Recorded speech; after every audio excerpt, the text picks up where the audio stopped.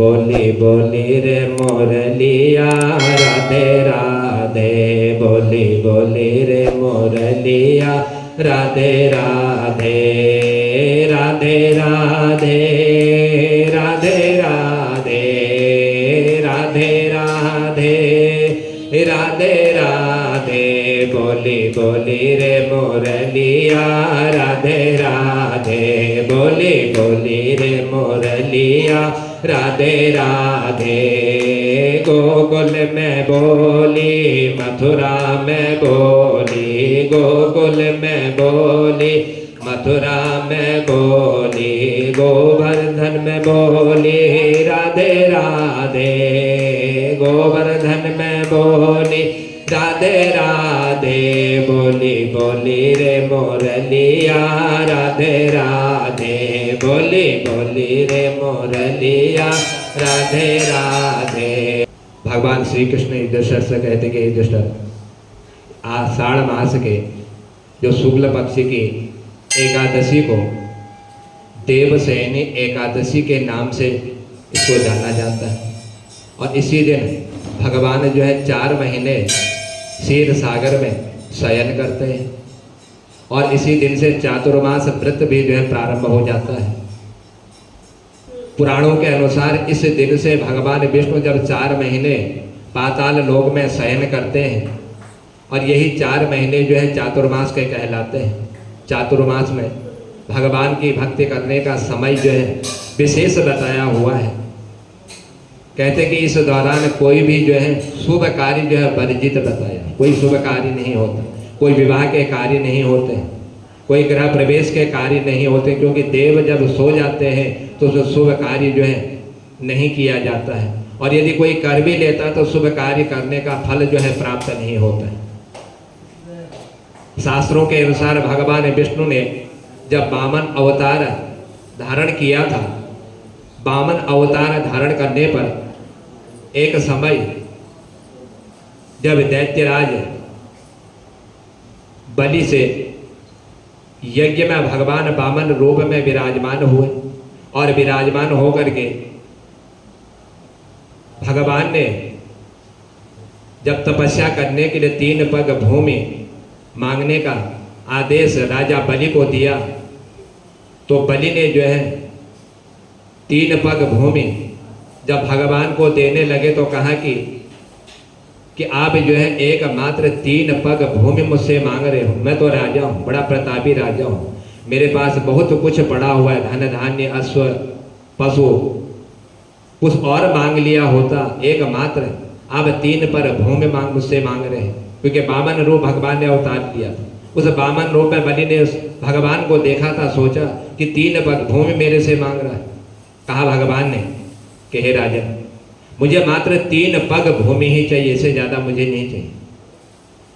यदि आप देना चाहते हो तो दीजिए, यदि नहीं देना चाहते हो तो आप मना कर दीजिए। तब भगवान से राजा बलि कहने लगा कि हे भगवान, मैं आपको 3 पग भूमि जो है अवश्य दान दूंगा। जब पहला पग भगवान ने नापा तो पहले पग में भगवान ने जो है संपूर्ण पृथ्वी को नाप लिया। आकाश और सभी दिशाएं जो है भगवान के पैर से जो है ढक गई। और जब दूसरा पग भगवान ने नापना प्रारंभ किया तो दूसरे पग में भगवान ने जो है स्वर्ग लोक को जो है नाप लिया। और जब स्वर्ग लोक भगवान के अधीन हो गया, उसके बाद जब तीसरा पग भगवान रखना चाह रहे थे तो कहा बलि से कि हे बलि, 2 पग में तो मैंने संपूर्ण ये विश्व जो है नाप लिया, अब बतलाओ मैं तीसरा पग मैं कहाँ पर रखूं। तब बलि ने कहा कि हे भगवान, अब तीसरा पग रखने के लिए आपके पास मेरे पास कोई जगह नहीं बची हुई है, सब कुछ आपने 2 पग में ही नाप लिया। यदि आप तीसरा पग नापना चाहते हो तो कृपया करके आप अपना तीसरा पग जो है मेरे सिर पर रख दीजिए। और जो ही बलि ने भगवान को तीसरा पग नापने के लिए अपने सिर पर रखने को जो ही कहा तो भगवान ने जो है प्रसन्न हो करके तीसरा पग भगवान बलि के सर पर रखा और बलि को आशीर्वाद दिया कि हे बलि, तूने मुझे जो है आज भूमि का दान किया हुआ है, इसलिए मैं तुझे वरदान देता हूँ कि आज से तू जो है पाताल लोक का राजा बने। और राजा बलि को भगवान ने पाताल लोक भेज दिया। पाताल लोक में जो है यह राजा राज्य करने लगा। तब बलि ने एक दिन भगवान से कहा कि हे भगवान, हे प्रभु, ये जो आषाढ़ मास आता है, आषाढ़ मास की जो एकादशी आती, देवशयनी एकादशी, मैं आपसे निवेदन करना चाहता हूँ, मैं आपसे विनम्र पूछना चाहता हूँ कि जब आप 4 महीने चातुर्मास में शयन करने के लिए पाताल लोक पहुँचेंगे, उस पाताल लोक में जो मेरा नगर है, जहाँ का आपने मुझे राजा बनाया हुआ है, कृपया करके मुझे यह वरदान दीजिए कि मैं 4 महीने आपके ही उस नगर में जो है शयन करूँगा, जो पाताल लोक में विराजमान है। जो ही बलि ने भगवान से वर मांगा तो भगवान ने कहा कि आप मेरे बलि कहने लगे कि हे भगवान, आप मेरे उस पाताल लोक में निवास करेंगे और 4 महीने आप वहीं पर जो है शयन करेंगे। आज भगवान ने राजा की भक्ति देखी, बड़े प्रसन्न हो गए। भगवान कहा कि हे राजा, कि हे बलि, कि तुमने 2 पग में पूरी पृथ्वी का दान कर दिया और तीसरे पग तुमने अपने सर पर रखने को कहा, और मैंने आपकी वह भी आज्ञा का मैंने पालन किया, और इसलिए मैं आपको जो है यह वरदान देता हूँ कि आपकी हर मनोकामना मैं पूर्ण करूँगा। चातुर्मास में 4 महीने में जो है आपके महल में जो है मैं निवास करूँगा। तो इसलिए चातुर्मास में भगवान राजा बलि के महल में जो है निवास करते हैं। इसलिए 4 महीने शुभ कार्य के लिए जो है वर्जित बतलाए हुए।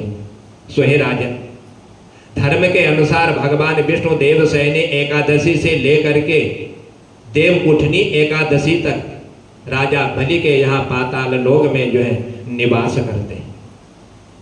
देवशयनी एकादशी के दिन जो नित्य कर्म मनुष्य का ऐसे व्रत को करने का जिसका फल मनुष्य को प्राप्त होता है, कि हे राजन, ये जो आषाढ़ शुक्ल पक्ष की देवशयनी एकादशी है, इस देवशयनी एकादशी के दिन सुबह जो है प्रातः काल जल्दी उठना चाहिए, ब्रह्म मुहूर्त में, जो एकादशी का व्रत करते हैं।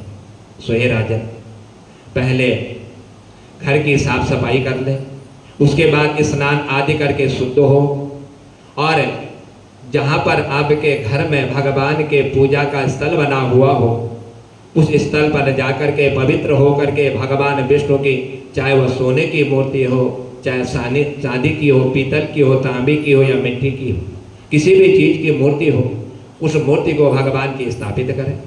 और उसके बाद जो है 16 प्रकार से भगवान की जो है पूजा करनी चाहिए। मानसिक पूजा, कोई वस्तु प्राप्त हो या ना हो, मानसिक रूप से भगवान की पूजा करने से उस पूजा का फल भी जो है मनुष्य को प्राप्त हो जाता है। सो हे राजन, उसके बाद भगवान विष्णु को पीताम्बर यानी पीला कपड़ा जो है उनको आच्छादित करें, अर्पण करें, पीला कपड़ा उनको पहनावे, और उसके बाद भगवान की पूजा वूजा करने के बाद फिर जो है भगवान की कथा का जो है श्रवण करना चाहिए। सो हे राजन, भगवान के कथा का श्रवण करने वाला मनुष्य जो है अपनी पूजा का फल भी प्राप्त कर लेता है और जन्म जन्मांतर के पापों का वह प्रायश्चित भी कर देता है। कथा श्रवण करने के बाद आरती करें, आरती करने के बाद जो है प्रसाद वितरित करें, ब्राह्मणों को भोजन करावें, दक्षिणा दे करके उनको विदा करें, और अंत में सफेद चादर से ढके हुए सुंदर तकिया बना करके और सुंदर पलंग पर जो है श्री भगवान विष्णु को जो है शयन कराना चाहिए। सो हे राजन, उसके बाद स्वयं जो है जब भगवान शयन कर ले तो एकादशी और चातुर्मास व्रत करने वाले को भूमि पर शयन करना चाहिए। भगवान के समीप सिंहासन पर, उनके समान जो सिंहासन हो उस पर शयन नहीं करना चाहिए, जमीन पर वह व्यक्ति जो है शयन करे। धर्म के अनुसार यदि चातुर्मास व्रत करने वाला और एकादशी व्रत करने वाला जो मनुष्य है, यदि वो इन नियमों का यदि पालन कर लेता है, सो हे राजन, यह संपूर्ण फल जो है उस मनुष्य को प्राप्त हो जाते हैं। इसीलिए देवशयनी एकादशी का जो व्रत है, इस व्रत का जो संपूर्ण फल है वह फल भी जो है मनुष्य को प्राप्त हो जाता है। जब भगवान शयन करते हैं तो आज ही के दिन देवशयनी एकादशी के दिन भगवान के निमित्त तुलसी के पौधे का रोपण किया जाता है। उस तुलसी के पौधे में 4 महीने सुबह और शाम जो है दीप अर्पण किया जाता है और भगवान को साक्षी मान करके उस तुलसी लगाए हुए पौधे की जो है आज से ही पूजा की जाती है। और विशेषकर शास्त्रों में ये भी बतलाया हुआ है कि एकादशी के दिन तुलसी तोड़ना निषेध है, लेकिन जब एकादशी रविवार के दिन यदि पड़ जाए तो उसमें कोई दोष नहीं माना जाता है, क्योंकि भगवान के निमित्त ही उस पौधे का रोपण किया जाता है। इसलिए उसमें तुलसी को उखाड़ करके दूसरी जगह लगाने का दोष जो है वर्जित है, वह दोष नहीं लगता है। सो हे राजन, एक प्राचीन समय की बात है कि एक बार देवर्षि नारद मुनि ने ब्रह्मा जी से देवसेनी एकादशी के महत्व को जानने की इच्छा प्रकट की। कहा कि ब्रह्मा जी आप सर्वज्ञ हैं, ये जो आषाढ़ मास की देवसेनी एकादशी है जिसमें भगवान शयन करते हैं और चातुर्मास व्रत प्रारंभ हो जाता है, कृपया मुझे इसकी महिमा बतलाने की कृपा की। आज ब्रह्मा जी कहने लगे कि सतयुग में एक समय जो है एक मानधाता नाम के एक राजा थे और ये बड़े चक्रवर्ती राजा थे, सत्य का पालन करते थे, कभी झूठ नहीं बोला करते थे। सो हे राजन, क्योंकि ये सतयुग में राजा हुए थे और सतयुग का फल यही था कि सतयुग में कोई भी मनुष्य जो झूठ नहीं बोलता था, सत्य का पालन किया करता था। उनके राज्य में प्रजा जो है बड़ी सुखी रहा करती थी। एक समय सब कुछ राजा के राज्य में सही चल रहा था कि अचानक उस राजा के राज्य में एक दिन जो है अकाल पड़ गई, बारिश नहीं हुई, फसल सब समाप्त हो गई। जितने भी जनता उनके राज्य में निवास करती थी सब भूख और प्यास से जो है बड़ी पीड़ित होने लगे और इस अकाल ने चारों ओर जो है त्राही त्राही मचा दी। तब प्रजा ने राजा के पास जाकर के अपनी व्यथा सुनाई। कहा कि हे राजन, कि आज जो है आपके रहते हुए इस सतयुग में हमारे राज्य में यह कौन सी विपदा जो है आ पड़ी है, जिस विपदा ने अकाल का रूप धारण कर लिया, फसल सब समाप्त हो गई, सारा जल जो है समाप्त हो गया, वर्षा नहीं हो रही है तो फसल कहाँ से होगी। राजा मानधाता यह देख करके बहुत दुखी हो। इस समस्या का निदान करने के उद्देश्य से राजा जो है सेना को लेकर के इन्होंने जंगल की ओर प्रस्थान किया। समझ नहीं पा रहे थे राजा कि इसका क्या उपाय किया जाए, कैसे बारिश हो जिससे फसल हो जाए और जो मेरे राज्य में रहने वाले जो मनुष्य हैं यह फिर से जो है धन धान्य से परिपूर्ण हो जाए। सोचा कि शायद हो सके कि वन में जाते हुए कोई मुझे ज्ञानी मिल जाए जो मेरी समस्या का समाधान बतला दे। जब ये जंगल की ओर पहुंचे तो वहां से एक दिन उसी मार्ग से जहां से राजा वन को जा रहे थे उसी मार्ग से इनको जो है ब्रह्मा जी के मानस पुत्र देवर्षि नारद मुनि का जो है आगमन हो रहा था और उससे थोड़ा सा दूर जो है उनका आश्रम बना हुआ था। अंगिरा ऋषि उस आश्रम में निवास करते थे और जब अंगिरा ऋषि का जो आश्रम था उस आश्रम के निकट उस जंगल में घूमने के कारण जब ये उस आश्रम पर यह राजा पहुंचे तो राजा ने अंगिरा ऋषि को दंडवत प्रणाम किया और दंडवत प्रणाम करते हुए कहा कि हे राजन, आप सर्वज्ञ हो, आप संत हो, क्योंकि संतों का समागम जो है मनुष्य के हर कार्य को पूर्ण कर देता है। संतों का समागम ही जो है मनुष्य के अंधकार को दूर कर देता है। कि आज मेरा ऐसा कौन सा सौभाग्य मुझे प्राप्त हुआ कि इस वन में भ्रमण करते हुए आज मुझे आपके दर्शन हो गए। इस तरह से जब राजा अंगिरा ऋषि से ऐसे वचन कह रहा था तब महर्षि अंगिरा ने कहा कि सब युगों से उत्तम ये सतयुग है, सबसे श्रेष्ठ ये युग माना जाता है, क्योंकि इस युग में जो भी मनुष्य जन्म लेता है वह सत्य का पालन करता है, वह झूठ नहीं बोलता है, इसीलिए इसको सबसे श्रेष्ठ और उत्तम माना गया है। इससे छोटे से छोटे पाप का भी जो है बड़ा भयंकर दंड जो है प्राप्त होता है, क्योंकि सतयुग है। यदि कोई पाप कर लेता है उस पाप का दंड उसको अवश्य ही भोगना पड़ता है। यह सतयुग का प्रभाव है। आज अंगिरा ऋषि के ऐसी वाणी सुन करके आज राजा जो है बड़े भ्रमित हो, विलाप करने लगे, सोचने लगे और कहा अंगिरा ऋषि ने कि हे राजन, आपको इसमें कोई चिंता करने की आवश्यकता नहीं है, कोई विलाप करने की आवश्यकता नहीं है, क्योंकि ब्राह्मण के अतिरिक्त अन्य कोई जाति वाला तप करने का अधिकार ही नहीं होता है। जो ब्राह्मण कुल में जन्म ले, वेद शास्त्रों का ज्ञान हो, वही तपस्या कर सकता है। उसके अलावा कोई व्यक्ति को जो है तपस्या करने का अधिकार नहीं है। लेकिन आज आपके राज्य में एक ऐसी जाति वाला व्यक्ति है जो आपके राज्य में जो भगवान की तपस्या कर रहा है, भगवान के तप में वह लीन हो रहा है। इसीलिए आज आपके राज्य में जो है उसकी तपस्या करने से वर्षा नहीं हो रही है, और जब तक जो है उसका अंत नहीं होगा तब तक यह आपके राज्य में पड़ा हुआ अकाल भी जो है समाप्त नहीं होगा। जो अंगिरा ऋषि ने आज राजा से ऐसे वचन कहे, क्योंकि सतयुग में राजा बना हुआ था, सतयुग चल रहा था। सोचा राजा ने कि जिस व्यक्ति ने कुछ बिगाड़ा नहीं हो, कोई कष्ट नहीं दिया हो, कोई दुख नहीं दिया हो, तो उसको मारना, उसको सताना, ये भी सबसे बड़ा पाप होता है। क्योंकि इसने ये तो तप कर रहा है, भगवान की तपस्या कर रहा है, और ना ही इसने मेरे राज्य में रहते हुए मुझे जो है किसी प्रकार का कोई ऐसा अपराध इसने नहीं किया हुआ है कि जिस अपराध का मैं इसको दंड दे दूं। क्योंकि बिना अपराध के किसी को दंड भी नहीं देना चाहिए।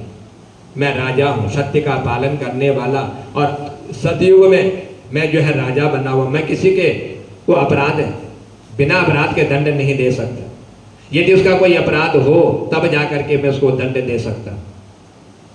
तो आज राजा का हृदय जो है निरपराध तपस्वी को मारने के लिए तैयार नहीं हुआ, क्योंकि कोई अपराध नहीं किया था। ऋषि के कहने पर विचार किया राजा ने कि बिना अपराध के किसी का वध नहीं करना चाहिए। कोई भगवान की तपस्या कर रहा हो, कोई भगवान की भक्ति कर रहा हो, क्योंकि हर जाति हर मनुष्य को जो है भगवान की भक्ति करने का अधिकार है, और उसके उस अधिकार को छीनना, उस अधिकार में बाधा डालना, यह सबसे बड़ा अपराध होता है। इसलिए मैं ऐसा अपराध नहीं करूँगा। यह राजा अपने मन में सोच रहा था। तब महर्षि अंगिरा ने राजा से कहा कि हे राजा, तुम राजा हो, सत्य का पालन करते हो, प्रजा का तुम पुत्र के समान पालन करते हो, तुम्हें इसको मारने की कोई आवश्यकता नहीं है। मैं तुम्हें एक उपाय बतलाता हूँ। उस उपाय के कारण ये जो तपस्या कर रहा है इसकी तपस्या भी जो भंग हो जाएगी, और तुम्हारे राज्य में जो अकाल पड़ा हुआ है यह अकाल भी जो है तुम्हारे राज्य में समाप्त हो जाएगा। इसलिए मैं तुम्हें एक उपाय बतलाता हूँ। यदि तुमने श्रद्धा भक्ति युक्त होकर के इस उपाय को यदि तुमने कर लिया सो हे राजन, तो तुम्हें उसका फल अवश्य प्राप्त होगा। आज अंगिरा ऋषि राजा से कहने लगे कि हे राजन, ये जो आषाढ़ मास के शुक्ल पक्ष की देवशयनी जो एकादशी आएगी, उस एकादशी का तुम जो है व्रत कर लेना, और श्रद्धा भक्ति युक्त होकर के उसका व्रत करना। जो नियम एकादशी के बतलाए हुए हैं उस नियम के अनुसार तुम इस देवशयनी एकादशी का व्रत कर लेना। इस देवशयनी एकादशी के व्रत के ही द्वारा तुमको संपूर्ण फल जो है प्राप्त हो जाए। और कहने लगे कि राजा के साथ तुम्हारे नगर में जितनी भी प्रजा रहती है, यह सब प्रजा जो है मिल करके इस देवशयनी एकादशी का विधि पूर्वक व्रत का पालन करें। और यदि सब ने विधि पूर्वक इसका पालन कर लिया सो हे राजन, इसका जो फल है वह फल तुम्हें प्राप्त हो जाएगा। और ये जो तुम्हारे राज्य में तप कर रहा है ये शूद्र जाति का है, और इसका तप भी जो है यह भी समाप्त हो जाएगा। और उसके बाद जो अकाल तुम्हारे राज्य में पड़ा हुआ है, बारिश होगी, फसल अच्छी होगी, अकाल तुम्हारा सब समाप्त हो जाएगा। लेकिन विधि पूर्वक इस एकादशी का व्रत करना।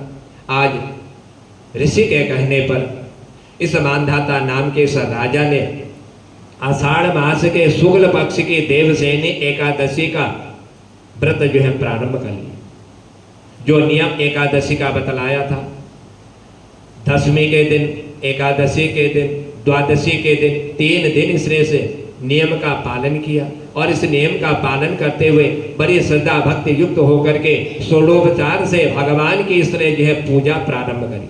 और भगवान की पूजा करते हुए जो नियम एकादशी के बतलाए थे, द्वादशी के दिन भगवान की पूजा करते हुए और ब्राह्मण को भोजन कराते हुए इसने अपने एकादशी के इस अनुष्ठान को जो है संपूर्ण किया। और इसी एकादशी के अनुष्ठान के संपन्न होते ही भगवान प्रसन्न हो गए, और भगवान प्रसन्न होकर के उस के राजा के राज्य में भगवान ने जो है मूसलाधार बारिश जो है प्रारंभ कर दी, और काफी दिन तक ये वर्षा चलती रही। और इस वर्षा के चलते हुए जो राजा के राज्य में जो खेत सूख चुके थे, जो फसल जो है सूख चुकी थी, समाप्त हो चुकी थी, आज पुनः इस वर्षा के द्वारा सारी जमीन जो है हरी भरी हो गई, सब जगह फसल की पैदावार हो गई। राजा आज बड़ा सुखी हो गया कि मुझे जो है ऋषि ने जो उपाय बतलाया, उस उपाय के कारण आज पुनः मेरे इस राज्य में वर्षा हो गई और धन धान्य से मैं परिपूर्ण हो गया। पुनः फिर राजा ने जो है प्रजा का पालन करना प्रारंभ किया। जैसे राज्य को पहले चलाया करता था, उसी तरह से इस राजा ने जो है पुनः अपने राज्य को चलाया, और राज्य को चलाते हुए जो प्रजा थी वह प्रजा भी जो है बड़ी सुखी हो गई।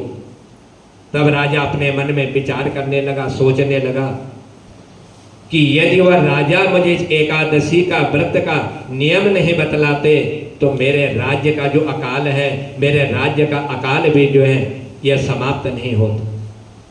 इसलिए भगवान श्री कृष्ण कहते हैं कि युधिष्ठिर, ये जो देवशयनी एकादशी है, इसका व्रत करने वाला मनुष्य जो है जन्म जन्मांतर के पापों से जो है छूट जाता है। और इस एकादशी, विशेषकर एकादशी, और ये जो चातुर्मास है, इस चातुर्मास में मनुष्य जो है 4 महीने जब भगवान सोते हैं तो वह भूमि पर शयन करे।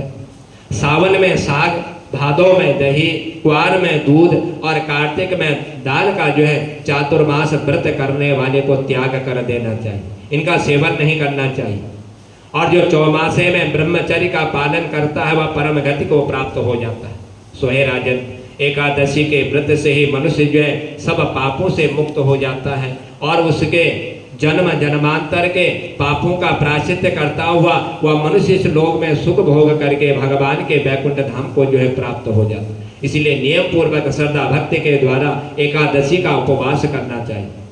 कभी एकादशी को जो है भूलना नहीं चाहिए। सो हे राजन, देवशयनी और देव उठनी एकादशी के बीच में जितने भी मनुष्य व्रत कर लेता है 4 महीने के, उन 4 महीनों के व्रत का फल जो उनको प्राप्त हो जाता है। सो हे राजन, अन्य मासों में जो कृष्ण पक्ष की एकादशी होती है, शास्त्र इतना तक कहता है कि एकादशी कृष्ण पक्ष का शुक्ल पक्ष, जो कृष्ण पक्ष की एकादशी आती है, कहते कि कृष्ण पक्ष की एकादशी जो है जो गृहस्थी उन मनुष्यों को इसका व्रत नहीं करना चाहिए। जो शुक्ल पक्ष की एकादशी होती है, शुक्ल पक्ष के एकादशी का व्रत जो है गृहस्थियों के लिए विशेष फल प्रदान करने वाला है। अन्य मासों की जो एकादशी आती है गृहस्थ को रखने योग्य नहीं होती है। शुक्ल पक्ष की मात्र जो एकादशी होती है, उन एकादशियों को ही जो है गृहस्थी को जो है उनका नियम पालन करना चाहिए। सो हे राजन, इस तरह से देवशयनी एकादशी में तुलसी के पौधे में भगवान के निमित्त रूप को मान करके उसमें दीपक जलाने से भगवान प्रसन्न होते हैं और मनोवांछित फल जो है अपने भक्त को प्रदान करते हैं। जिन्होंने चातुर्मास व्रत कर लिया, 4 महीने से व्रत का जिन्होंने नियम कर लिया, वह मनुष्य संसार में जन्म और मृत्यु के बंधन से भी मुक्ति को प्राप्त हो जाता है। सो हे राजन, यह मैंने आपको जो है या एकादशी का उत्तम श्रेष्ठ व्रत बतलाया, जिस व्रत को करने से उस राजा के राज्य में वर्षा प्रारंभ हो गई और अकाल समाप्त हो गया। इसी तरह से जो मनुष्य सदा भक्ति युक्त होकर के इस एकादशी के व्रत को कर लेता है, उस मनुष्य को इस एकादशी का संपूर्ण फल जो है प्राप्त हो जाता है। बोलो बाके बिहारी।